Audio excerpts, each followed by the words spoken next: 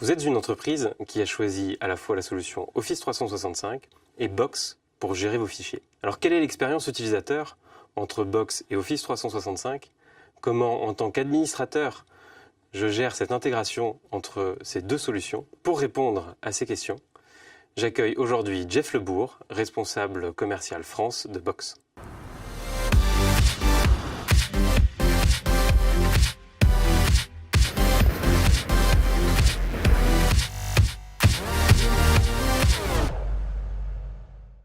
Bonjour Jeff. Bonjour Alexandre. Alors Jeff, peux-tu nous présenter qui est Box aujourd'hui? Box accompagne les entreprises aujourd'hui de tout domaine d'industrie autour de la gestion de contenu de manière moderne et sécurisée, et tout cela 100% dans le cloud. On accompagne 66 000 clients à travers le monde, et une grande majorité sont des clients qui ont déployé Office 365 notamment. C'est pour cela que nous venons parler aujourd'hui de l'intégration avec cet outil. Alors justement, peut-être la meilleure manière d'illustrer cette intégration entre Office 365 et Box, enfin, en tout cas de l'expliquer, ce serait de partir d'un exemple concret chez un de vos clients. Est-ce que tu peux nous citer un exemple? En effet, nos clients vont utiliser Box comme plateforme centralisée pour la gestion de l'ensemble de leur contenu dans l'entreprise. Et nous avons des clients, par exemple, dans le domaine pharmaceutique, qui vont utiliser l'intégration Office 365 et Box pour assurer la collaboration à l'extérieur, donc avec des partenaires, des fournisseurs, des clients, et également l'accès en mobilité aux documents, notamment pour les populations nomades, les commerciaux qui sont sur le terrain, qui vont avoir besoin d'accéder à du contenu qui est mis à jour en permanence sur n'importe quel type de terminal, smartphone, tablette inclus. Comment est-ce que ça se présente du point de vue utilisateur entre Box et Office 365? Je vous propose de regarder un petit peu comment la solution fonctionne. Une démo? Ici, je suis dans mon interface Box, qui est une interface assez épurée, très simple d'utilisation. Et là, je suis dans la position d'un utilisateur côté marketing.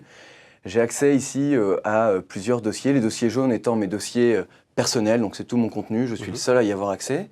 Et puis les dossiers bleus que vous voyez ici, ce sont des dossiers qui sont partagés, c'est-à-dire que soit j'ai créé, sur lequel j'ai invité des collaborateurs de ma société, soit qui ont été créés par ma direction. Ce sont des dossiers institutionnels qui me permettent d'accéder au contenu de l'entreprise. Et puis les dossiers gris sont des dossiers sur lesquels j'ai pu être invité par un de mes clients, qui lui-même utilise Box et qui m'a donc invité sur son espace partagé. Je vais aller chercher le document sur lequel je veux aujourd'hui travailler. C'est cette présentation Box. Donc on va supporter la prévisualisation dans Box, ce qui veut dire que je n'ai pas besoin de télécharger finalement le document, et peu importe le format du document, et je vais donc y accéder instantanément. Si un utilisateur souhaite modifier et collaborer autour du document, comment est-ce que ça se passe? Très bonne question, et en effet là c'est tout le sens de l'intégration avec Office 365. Puisque je vais pouvoir collaborer avec Box et modifier mes documents justement grâce aux outils online de Microsoft. Donc là, je me mets dans la peau de quelqu'un au niveau marketing. J'ai ma présentation que je dois envoyer à mes clients. Je souhaiterais la faire valider par mon directeur, qui puisse la valider et ou la modifier. Donc je vais simplement lui assigner une tâche. Donc je vais lui faire une mention directement dans Box. Donc ici, mon directeur, et je vais lui demander de modifier le document. À ce moment-là, mon directeur reçoit un email qui va le rediriger vers Box. Donc là, je me mets dans la peau du directeur qui vient de recevoir la notification. Mais donc, vous voyez que j'ai la même interface Box avec mes dossiers perso, mes dossiers d'entreprise.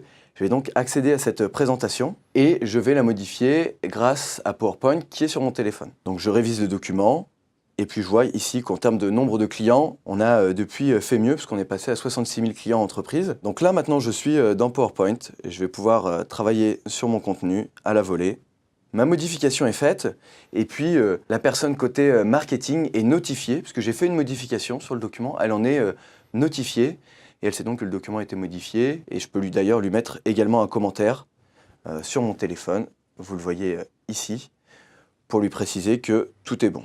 On a vu comment on pouvait collaborer à partir de Box en utilisant Office 365. Maintenant, si on se place à l'inverse, donc on est dans Office 365, dans une des applications d'Office 365, et on souhaite utiliser un des fichiers qui vient de Box. Comment est-ce que ça se passe pour l'utilisateur? Encore une fois, l'intégration rend les choses très simples. Je vais en effet commencer à écrire mon email comme je fais à mon habitude. Donc je vais sur Outlook, j'ai la chance d'avoir Outlook sur mon terminal.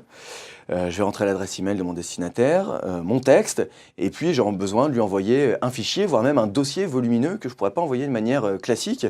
Et puis surtout, je suis sur mon terminal mobile, je n'ai pas accès à mon contenu. Par contre, grâce à la connexion à Box, j'ai accès à tous mes documents professionnels.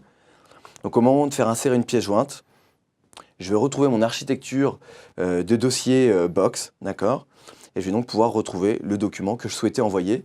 Et Box va donc me créer automatiquement le lien URL dans mon email pour l'envoyer et le partager de manière complètement sécurisée. Oui, donc c'est extrêmement simple. À partir de Outlook, une des applications d'Office 365, j'accède à tous mes fichiers Box. Depuis n'importe quel terminal. Très bien. Alors maintenant, si on se place du point de vue de l'administrateur, est-ce que tu pourrais nous partager comment est-ce que déjà on administre de manière très simple Box pour les gens qui nous regardent et qui ne connaissent pas forcément? Oui, tout à fait. Donc ça, c'est un des aspects très intéressants et qui fait la force de Box.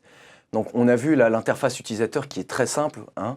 On n'a pas besoin de formation, mais ce qui apporte tout cet aspect sécurité, gestion des utilisateurs, quand on a 100, 1000, 200 000 utilisateurs à gérer à travers quelquefois plusieurs pays, c'est la console administration. Donc là, je change de casquette, je ne suis plus la personne côté marketing, mais je suis l'administrateur, qui peut être quelqu'un côté IT, mais qui peut être également une personne qui est déléguée côté métier, d'accord, qui va avoir de l'indépendance pour gérer l'administration de ses utilisateurs.